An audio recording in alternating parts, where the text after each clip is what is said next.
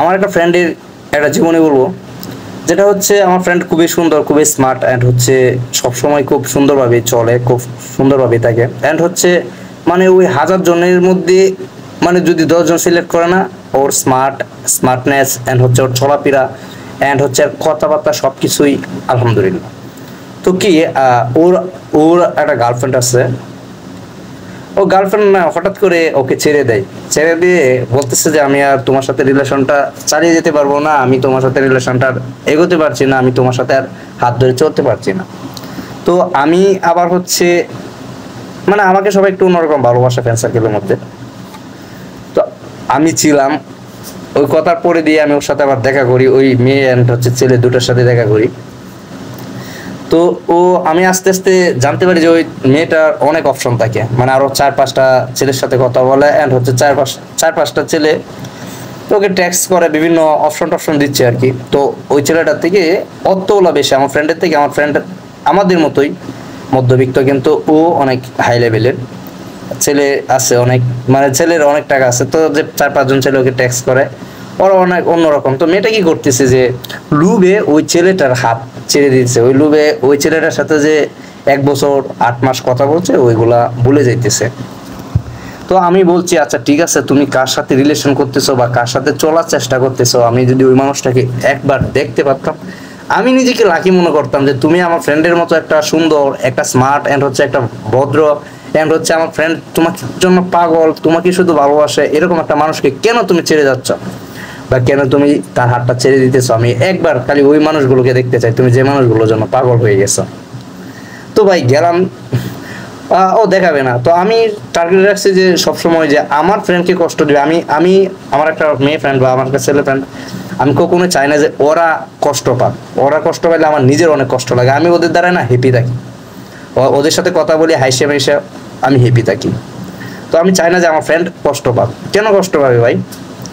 তো ওর সাথে চলতেছি চলতেছি বলতে আমি ওই মেয়েটার উপরে নজর রাখতেছি, টার্গেট করতেছি যে ওই মেয়েটা কোন ছেলেগুলোর সাথে চলেন, ওই ছেলেগুলো কিরকম স্মার্ট, নাকি ভালো কথা বলতে পারে, ভালো অনেক কিছু। তো এক একজন এক এক কিছু করে, কিন্তু ওই আমার ফ্রেন্ডের মতো আর কাউকে পায় নাই। ও অর্থের জন্য চলে গেছে না, আমার ফ্রেন্ড ভালো অর্থ ইনকাম করতেছে এখন, মানে আমার ফ্রেন্ড ভালো টাকা ইনকাম করতেছে বলতে ও মোটামুটি ধরেন ওর লাগে ও সেটেল, ও নিজে আলহামদুলিল্লাহ চলতে পারে, আল্লাহ ওকে চলার মতো তৌফিক দান করতেছে।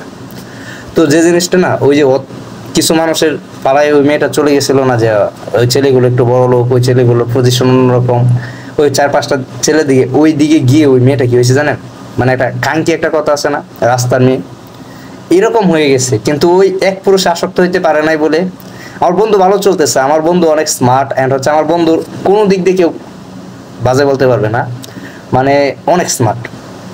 সব মানে যদি ধরেন একটা ক্লাসে 50 জন স্টুডেন্ট থাকে, ওই জায়গা থেকে ওরে দেখলে অন্যরকম লাগবে, ওর হাসি ওর সব কিছু অন্যরকম লাগবে।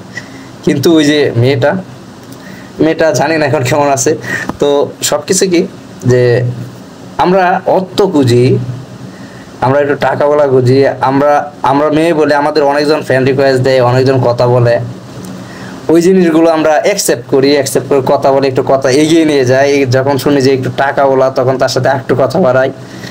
যখন মানে চেহারা ডাজন্ট ম্যাটার, ইউর স্পেস মানে চেহারা। তো জিনিসটা হইতেছে কোনো সময় ম্যাটার করে না লাভের ক্ষেত্রে। চেহারা টাকা দিয়ে চলবো, চেহারা দিয়ে কি করবো?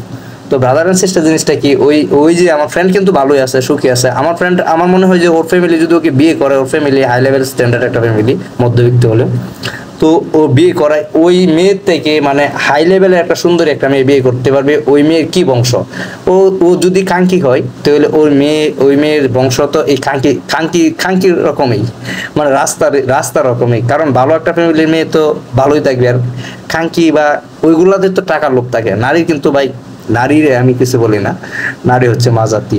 দেখেন নারী যখন একটা সুট্রিকে একটা প্রেম করে, রিলেশন করে, তখন ও কি করে যে ওই পুরুষটাকে আগলে রাখতে চায়, পুরুষের অগোচর ওটা গুছিয়ে দেয়, মানে রানিং প্রেম অবস্থায়।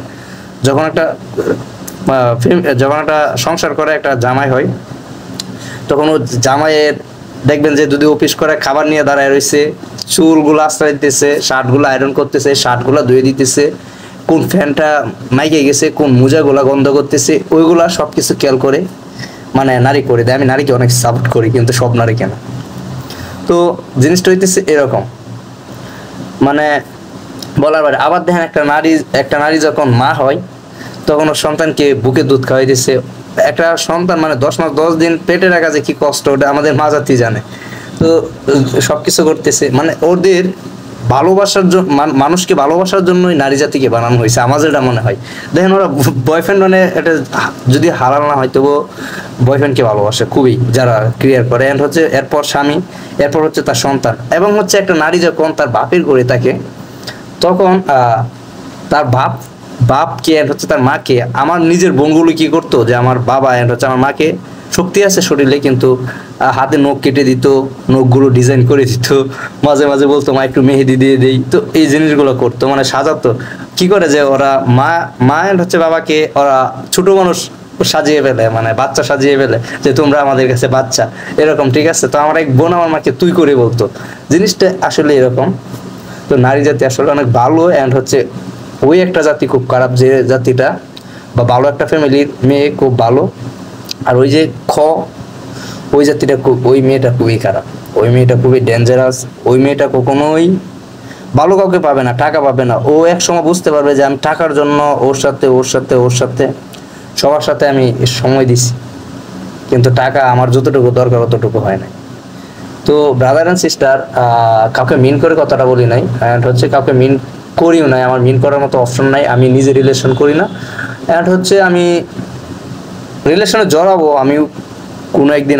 আমি এরকমভাবে রিলেশন করব যে আমার যত ফ্রেন্ড সার্কেল আছে, আমার মা সহ সবাই আমাকে সেলিব্রেট করবে, অ্যান্ড হচ্ছে আমার রিলেশনে সেলিব্রেট করবে অনেকজনের সামনে। আমি ওই জিনিসটা সবার সামনে প্রকাশ করব। যেদিন থেকে তার সাথে রিলেশন করব ওই দিন থেকে একবারে সারা জীবন থাকবো, চাইবো যে তার সাথে থাকতে। ঠিক আছে, তো ব্রাদার এন্ড সিস্টার জিনিসটা এরকমই। রিলেশন যদি করি ওরকম ভাবে করবো, অ্যান্ড হচ্ছে রিলেশনে যাওয়ার কিছুদিন পরে বিয়ে টিয়ে এগুলো সুন্দরভাবে গুছিয়ে ফেলবো, যাতে এটা হালালের দিকে চলে আসে।